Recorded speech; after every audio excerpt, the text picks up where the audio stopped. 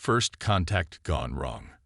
The Deep Space Research Station Helios hung silently against the backdrop of the Carina Nebula, its arrays of sensors probing the mysteries of quantum space. Dr. Elena Santos stood at the observation deck, her dark eyes fixed on the swirling colors of the nebula. 20 years of human advancement in quantum physics had led to this moment, the first successful creation of a stable quantum bridge. The station's warning systems blared to life. Unknown vessels detected. The AI announced. Configuration matches no known human designs. 3 crystalline ships emerged from fold space, their surfaces refracting light like massive diamonds. The Nexian Empire had arrived, drawn by the quantum disturbance. Their first message was simple: cease your dangerous experiments immediately. Elena knew humanity's response would shape the course of history. We respectfully decline, she transmitted. This research is vital to humanity's future. The Nexians' response came in the form of energy weapons, their beams slicing through the station's outer research modules. But they had made a critical mistake. The quantum bridge experiment wasn't just theoretical research. It was humanity's first step toward a revolutionary defense system. As the station's emergency protocols engaged, the Lena activated the prototype quantum shield. The next Nexian blast scattered into harmless particles, dispersed across multiple quantum states. Humanity had just demonstrated its capacity for innovation in the face of superior technology. The Helios incident marked the beginning of what would become known as the Innovation War. Humanity, though technologically behind the Nexian Empire, possessed something the aliens hadn't counted on: the ability to turn theoretical physics into practical solutions under pressure. Captain Sarah Chen received the distress call aboard the UES Hyperion. Her ship, part of Earth's Rapid Response Fleet, carried the first wave of humanity's answer to Nexian aggression. The Hyperion's quantum-enhanced engines pushed the boundaries of physics, allowing it to reach the Helios station in hours rather than days. The Nexian ships, confident in their technological superiority, maintained their siege position. They didn't expect the Hyperion to emerge from quantum space directly behind them, its experimental weapons already charged. The quantum torpedoes, developed in secret by Earth's Defense Coalition, phased through the crystalline shields of the nearest Nexian vessel, rematerializing inside its power core. "This is Captain Chen," she broadcast on all frequencies. "The next demonstration won't be a warning shot. Withdraw immediately." The Nexians retreated, but the message was clear. Humanity would not submit to technological intimidation. The innovation war had begun, and humanity's greatest advantage was its ability to adapt and overcome. Dr. Santos salvaged what she could from the damaged station, knowing her quantum bridge research would be crucial in the coming conflict. The Nexians had revealed their intent to suppress human technological advancement, but they had underestimated humanity's resourcefulness. As the Hyperion escorted the Helios survivors back to Earth, Captain Chen and Dr. Santos began planning. The Nexians would return with a larger fleet, but humanity would be ready. The quantum bridge technology, combined with human ingenuity, would become the foundation of Earth's defense strategy. The first battle had been won not through superior firepower, but through innovation and the courage to push boundaries. It was a lesson the Nexian Empire would learn repeatedly in the conflicts to come. The Quantum Gambit. 6 months after the Helios incident, Earth's quantum research facilities operated at maximum capacity. Deep beneath the Atacama Desert, Dr. Santos led Project Prometheus, humanity's ambitious response to Nexian superiority. The facility hummed with the energy of a dozen quantum cores, each pushing the boundaries of what humans thought possible. "Phase synchronization achieved," announced Dr. Santos' assistant AI. The quantum bridge prototype pulsed with coherent energy, connecting 2 points in spacetime. Unlike the experimental version at Helios, this bridge could sustain itself indefinitely. Admiral James Morrison watched from the observation deck, his weathered face reflecting the bridge's blue glow. "How soon can we weaponize it?"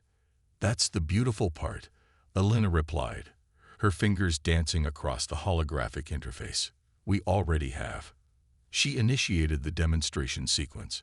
A decommissioned shuttle appeared through the bridge, perfectly intact despite traveling instantly across 5,000 kilometers. Instant deployment anywhere in the solar system. Morrison nodded. "But the Nexians can already do that." Elena smiled. "Watch this." She activated the second phase. The shuttle split into quantum duplicates, each equally real, each capable of independent action.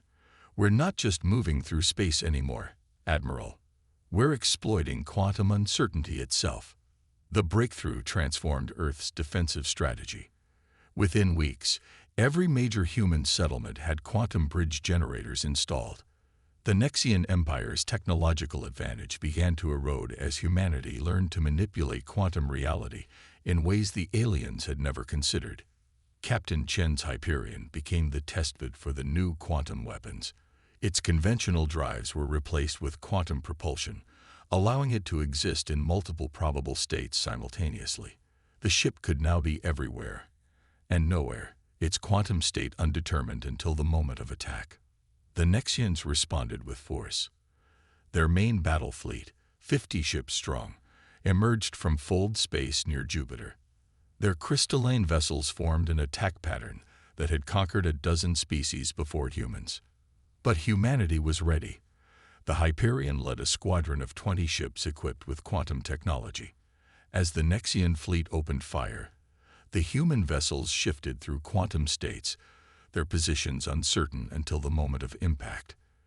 Every human ship became 5, then 10, then 100 probable versions of itself.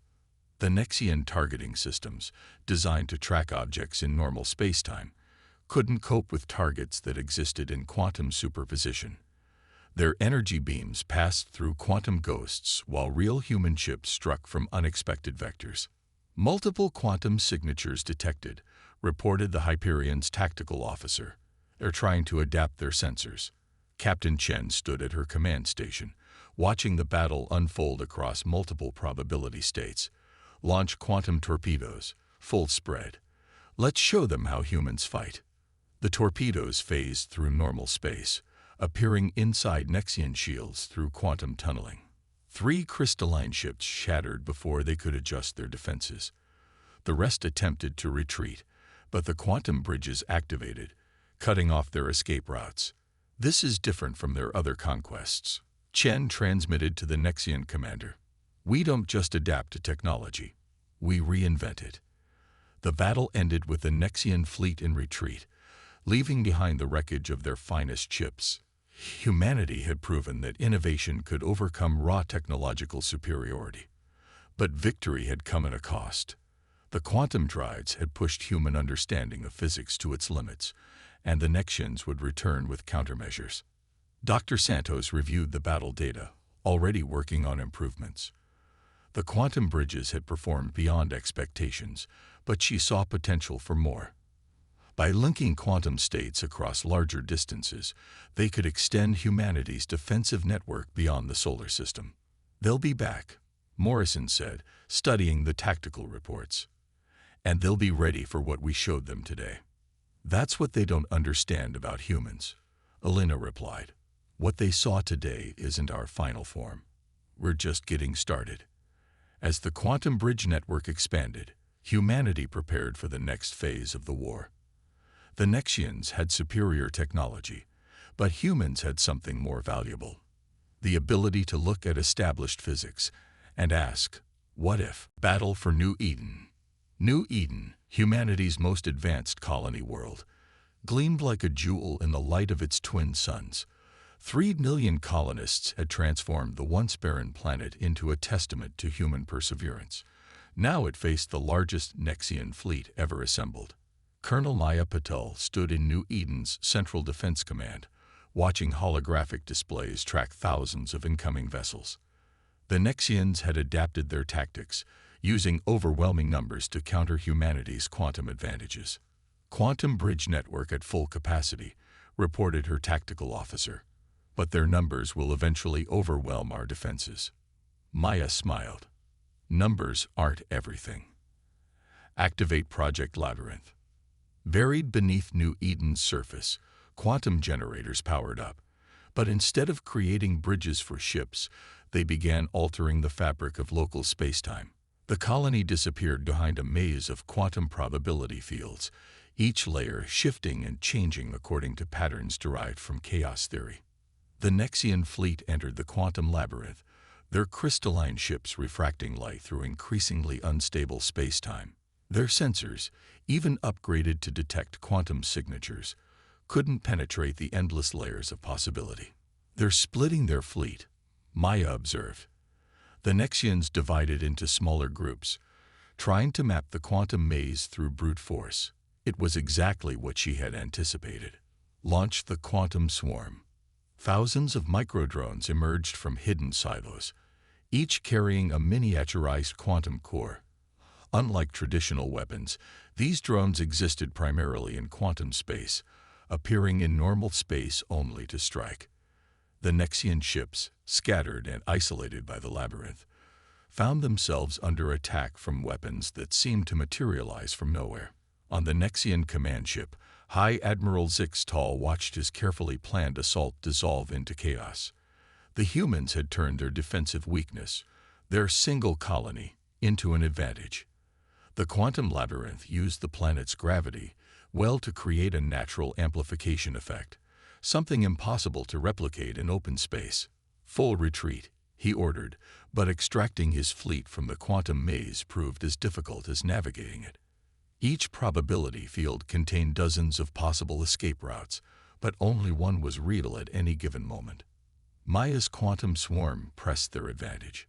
The drones, guided by advanced AI, learned and adapted to Nexian countermeasures in real time. When the crystalline ships generated quantum disruption fields, the swarm simply shifted to different probability states.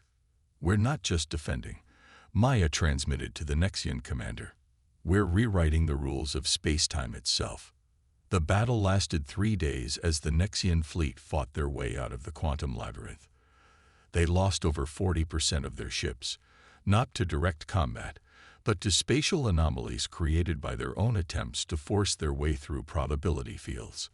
In the aftermath, New Eden stood unscathed. The quantum labyrinth had not only protected the colony, but had also provided valuable data on how Nexian technology interacted with human quantum innovations. Dr. Santos, monitoring the battle from Earth, immediately began incorporating the new data into her research. The quantum labyrinth had exceeded expectations, but she saw room for improvement. By studying how the Nexians attempted to counter it, she could develop even more sophisticated quantum defense systems. "They won't try a direct assault again," Maya reported to Earth Command. "But they're learning, adapting. Next time they'll have something new." The defenders of New Eden reinforced the quantum labyrinth, adding new layers of probability fields based on the battle data. The colony had become more than just humanity's most advanced outpost. It was now a symbol of human ingenuity triumphing over superior technology. As repair crews cleared debris from the quantum maze, Maya reflected on how far humanity had come since the Helios incident. The Nexians had expected to find a primitive species struggling with basic quantum mechanics. Instead, they had found a race of innovators who could turn theoretical physics into practical defense systems in months rather than decades. The Battle of New Eden marked a turning point in the war. The Nexians could no longer rely on their technological advantage alone. They would need to understand how humans thought, how they approached problems, and that was something their crystalline computing systems struggled to quantify. The Ghost Fleet rises. After the Battle of New Eden, humanity knew conventional warfare wouldn't win this conflict. In the shipyards orbiting Mars, Project Phantom took shape under absolute secrecy. Captain Chen watched through the Hyperion's viewport as the first Ghost Fleet ships emerged from their quantum-shielded construction base. These vessels were different from anything humanity had built before. Their hulls incorporated quantum uncertainty at the molecular level, allowing them to shift between states of matter. They could become as insubstantial as fog or as hard as diamond, adapting to any attack in microseconds. Ghost Fleet assembled and ready, reported Commander Rodriguez from the fleet's flagship, Spectre. All quantum stealth systems operational. The Nexians had established forward bases in the Kuiper Belt, preparing for another massive assault. They didn't detect the Ghost Fleet's approach until it was too late. The human ships phased through solid matter, their quantum state hulls allowing them to emerge inside Nexian installations. Multiple targets acquired. Chen transmitted to the fleet. Execute Operation Wraithstrike. The Ghost Fleet ships released clouds of quantum-entangled nanites. Unlike conventional weapons, these microscopic machines existed simultaneously in multiple quantum states, making them impossible to detect or counter until they had already infiltrated Nexian systems. High Admiral Zixtal received reports of bases going dark across the Kuiper Belt. His crystalline ships detected nothing on their sensors. The human vessels existed as quantum probabilities until the moment they struck. "How do you fight an enemy you cannot see?" one of his officers asked. "That's the point," Zixtal realized. "The humans aren't trying to match our technology. They're changing the nature of warfare itself." The Ghost Fleet struck 12 Nexian bases simultaneously. The quantum-entangled nanites transformed crystalline computer cores into useless silicon, while the phase-shifting human ships appeared and disappeared like specters, striking critical systems before fading back into quantum uncertainty. Back on Earth, Dr. Santos monitored the quantum signatures of the Ghost Fleet. The technology had evolved far beyond her original concepts. Each ship now generated its own micro-universe of quantum possibilities, making them effectively invisible to conventional space-time. "The Nexians are attempting to generate quantum disruption fields," reported the Hyperion's science officer. "Let them try," Chen replied. "Our ships don't just use quantum effects. They are quantum effects." The battle lasted mere hours. When it ended, the Nexian presence in the Kuiper Belt had been erased. The Ghost Fleet had suffered no losses, its vessels immune to conventional weapons, and too quantum unstable to be targeted by Nexian technology. But victory revealed a new challenge. The quantum state ships were changing, evolving beyond their original designs. The boundary between machine and quantum phenomenon was blurring. Humanity had created something entirely new, a fleet that existed as much in possibility as in reality. "They'll adapt," Morrison warned during the post-operation briefing. "They always do." "That's what we're counting on," Chen responded. "Every time they adapt, they're forced to think more like us, to innovate rather than rely on established technology." The Ghost Fleet disappeared back into quantum space, ready for the next phase of the war. Humanity had proved it could strike anywhere, at any time, without warning. The Nexian Empire's technological superiority meant nothing against an enemy they couldn't even perceive until it was too late. Victory through innovation. The final battle began where it all started, near the Helios Station's ruins. The Nexian Empire had committed its entire remaining fleet, over 10,000 ships, to end the human threat once and for all. Earth's combined forces waited in quantum space. The Ghost Fleet, quantum bridge-enabled vessels, and the newly evolved quantum state ships that existed as pure probability. Dr. Santos and Captain Chen had developed one final innovation: the quantum cascade effect. "All ships, initiate quantum cascade," Chen ordered from the Hyperion. Every human vessel activated their quantum cores simultaneously, creating a massive entangled field. The fabric of space-time rippled as thousands of quantum possibilities converged. High Admiral Zixtal watched in horror as reality itself seemed to fracture around his fleet. The humans hadn't just mastered quantum technology. They had weaponized uncertainty itself. The Ghost Fleet emerged from quantum space, their hulls shifting between states of matter. But this time, they carried quantum bridge generators modified to create localized temporal anomalies. The Nexian ships found themselves fighting enemies that existed both in their past and future simultaneously. "Impossible," Zixtal whispered as his sensors showed human ships appearing before they launched attacks, striking in the present and disappearing into future probability states. The quantum cascade expanded, creating a sphere of pure possibility where conventional physics ceased to function. Inside this sphere, human innovation reigned supreme. The Nexian fleet's advanced technology, based on predictable physical laws, became their greatest weakness. Your empire is built on the assumption that technology follows a linear path, Chen transmitted to Zixtal. Humanity chose a different way. The Ghost Fleet's quantum-entangled nanites infected the Nexian command networks. Instead of destroying them, the nanites introduced chaos theory into their crystalline computing systems. The aliens watched in disbelief as their own ships began to exhibit quantum uncertainty. Dr. Santos monitored the cascade from Earth. The effect had exceeded all predictions, creating a self-sustaining quantum field that grew stronger with each ship it absorbed. The Nexian fleet wasn't being destroyed, it was being transformed. "Surrender," Chen offered. "Let us show you another way." Zixtal, his ship now existing in multiple quantum states, finally understood. The humans hadn't sought to surpass Nexian technology. They had fundamentally changed how technology itself worked. The surrender was transmitted across all quantum probabilities. As the cascade effect stabilized, the remaining Nexian ships found themselves transformed. Their crystalline structures now incorporated quantum uncertainty, allowing them to exist in harmony with human innovations. In the aftermath, Dr. Santos and her team began working with Nexian scientists, combining their advanced technology with human creativity. The quantum cascade had done more than win a war.